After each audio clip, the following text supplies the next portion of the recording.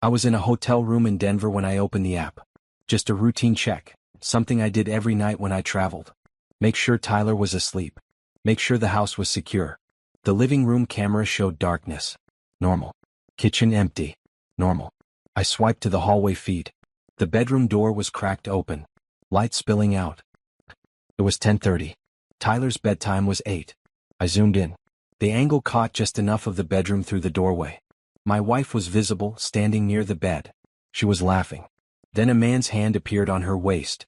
Not my hand. I sat up, expanded the frame, adjusted the resolution. The man stepped into view. Taller than me. Younger. He kissed her neck. She tilted her head back, smiling in a way I hadn't seen in years. I checked the timestamp. 9:47 p.m. Our son's room was directly across the hall. I switched cameras. Tyler's door was closed. His night light glowed underneath. He was asleep, unaware. I went back to the hallway feed. They were moving toward the bed now. Her hands on his chest. His mouth on hers. I didn't close the app. I watched for another 3 minutes. Took screenshots. Recorded the screen. Then I opened my messages. Found my wife's last text from 2 hours earlier. Tyler's asleep. Miss you. Safe travels. I stared at it. Typed nothing. Instead, I called someone I trusted. David, I need a favor. How fast can you get to my house? David arrived in 12 minutes. Former detective. Lived 4 blocks away. I'd helped him through a custody case last year. Now he owed me. I stayed on the phone with him, watching the camera feed. Park across the street, I said. Don't approach yet. Just watch. What am I looking for? A car that isn't mine. He went silent.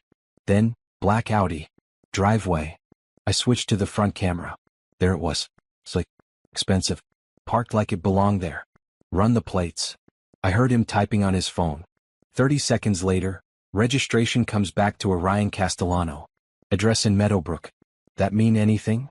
It did. Ryan Castellano. The new hire at my wife's firm. She'd mentioned him exactly once, 6 weeks ago. Said he was sharp and eager to learn. She'd started working late every Thursday after that. Today was Monday.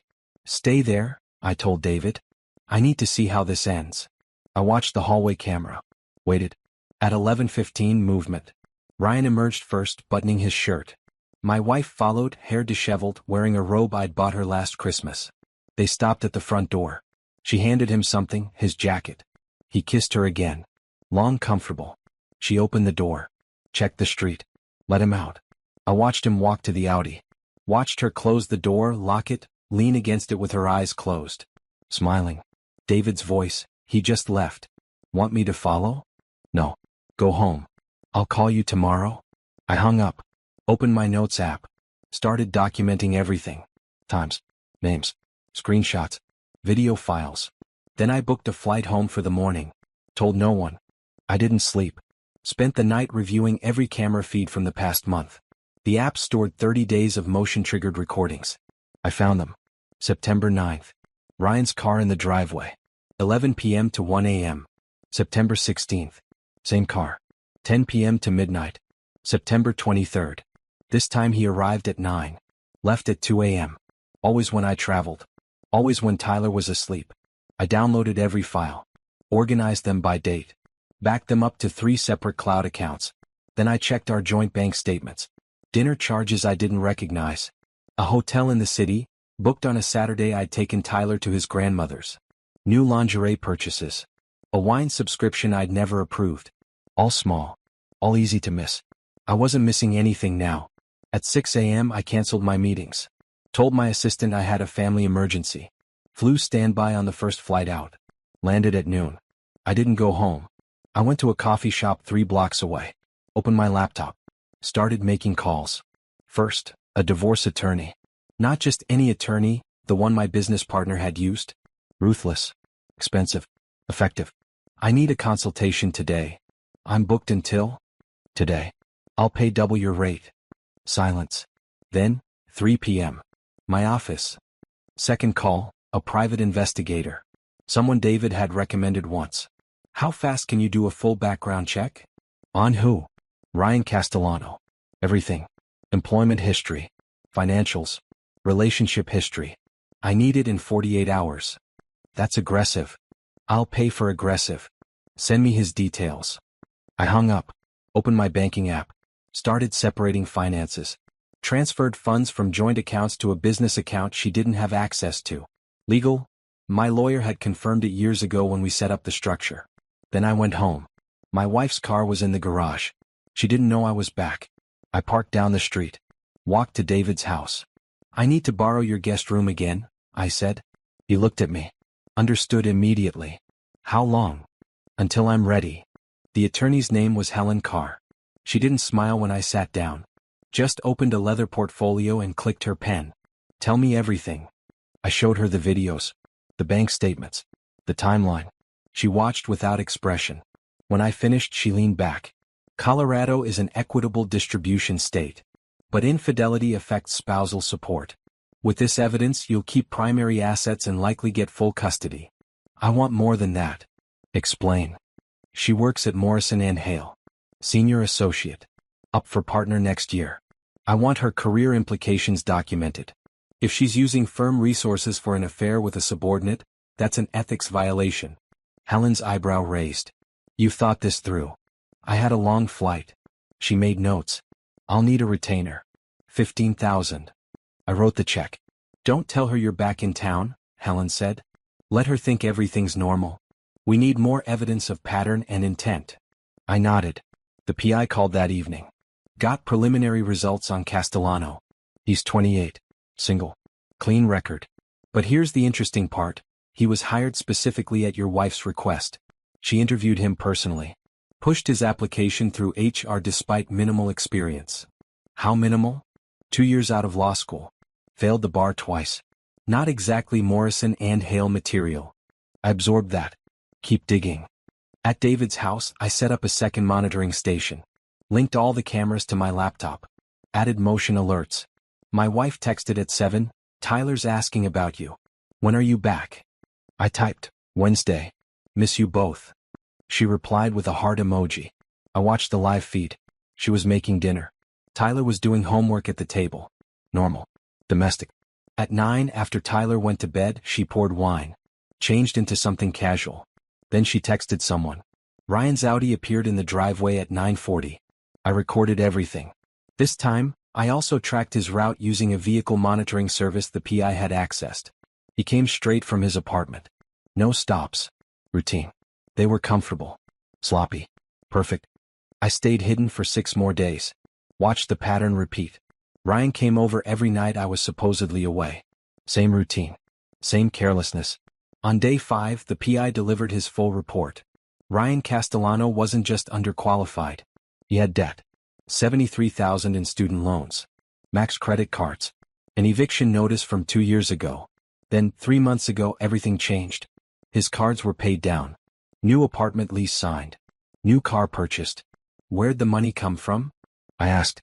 Can't confirm yet. But the timeline matches when your wife started her promotion push. She's on the partner track. That comes with a significant bonus structure.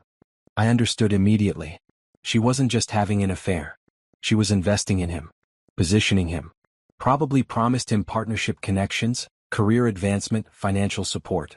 He was her project. I called Helen. I need you to subpoena Morrison & Hale's HR records. Hiring documents. Emails between my wife and Ryan Castellano. Performance reviews. That'll alert her. Not yet, it won't. File it as part of discovery after we serve papers.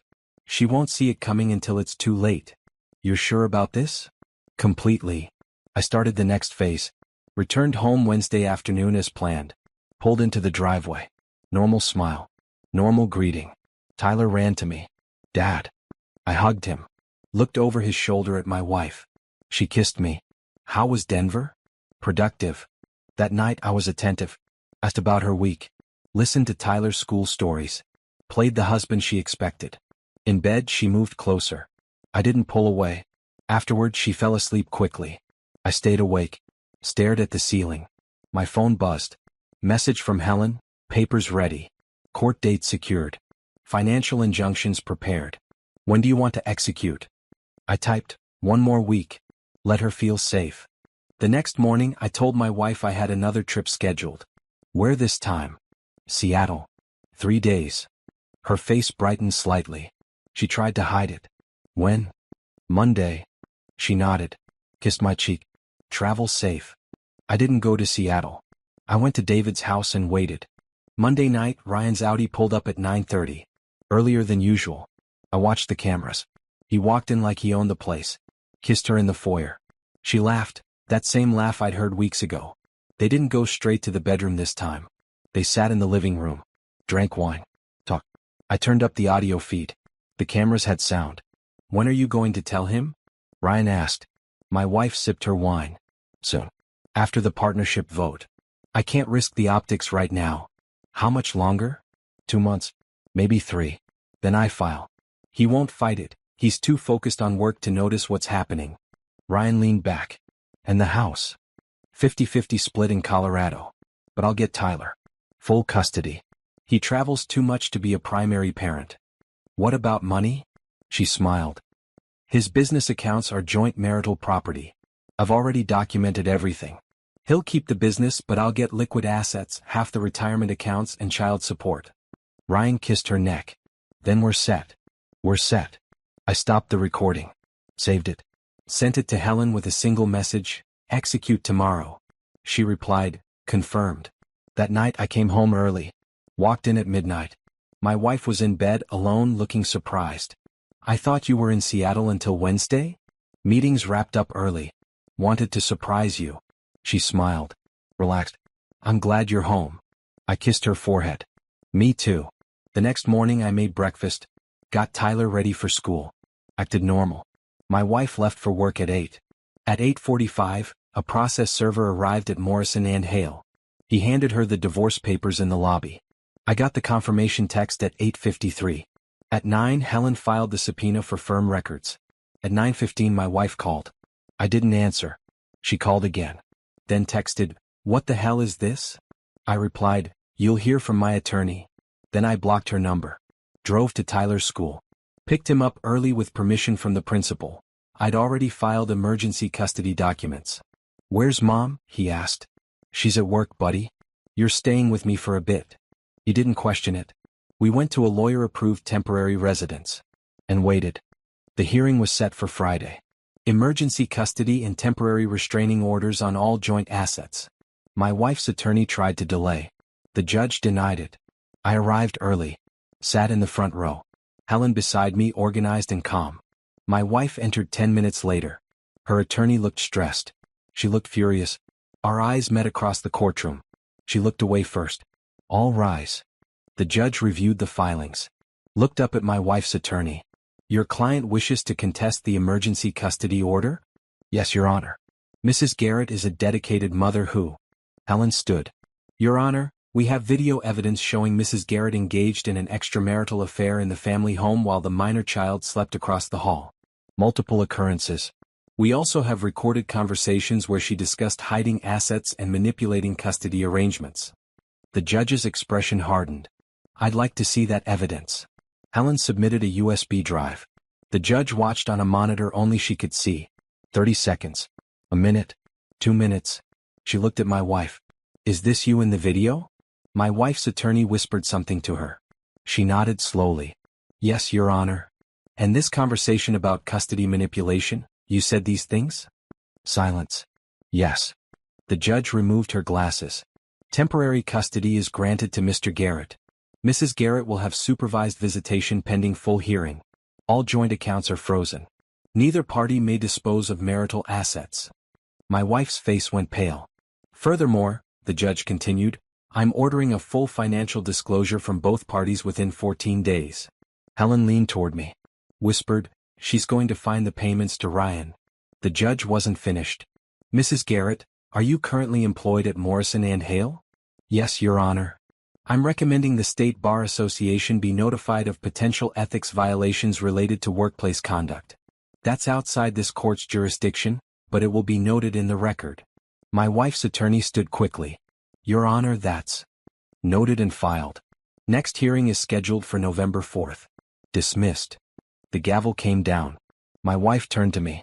Her mouth opened. I stood. Walked out with Helen. In the hallway my phone buzzed. The PI. Morrison & Hale just put her on administrative leave. Effective immediately. I texted back, And Ryan? Terminated an hour ago. Perfect. The final hearing was 60 days later. Her attorney tried to negotiate. Helen refused every offer. The evidence was overwhelming. The videos, the recordings, the financial trail showing she'd paid Ryan's debts with marital funds. The ethics investigation from the state bar. The judge awarded me primary custody. She got every other weekend. Supervised for the first 6 months. I kept the house, the business accounts, retirement savings. She got her car and whatever she'd managed to save in her personal account, roughly $18,000. Child support was calculated based on her current income. 0. She'd find work eventually, the judge noted, and payments would adjust then. Morrison and Hale released a quiet statement. She'd resigned. The partner vote had been withdrawn. Ryan Castellano moved back to Ohio. I heard he was working at a small firm doing contract review. My wife rented a 1-bedroom apartment on the east side. Started applying for positions at smaller firms. None called back. The legal community talks. I never spoke to her outside of custody exchanges. Tyler adjusted. Kids are resilient when one parent stays consistent. I sold the bedroom furniture. Repainted. Removed every trace.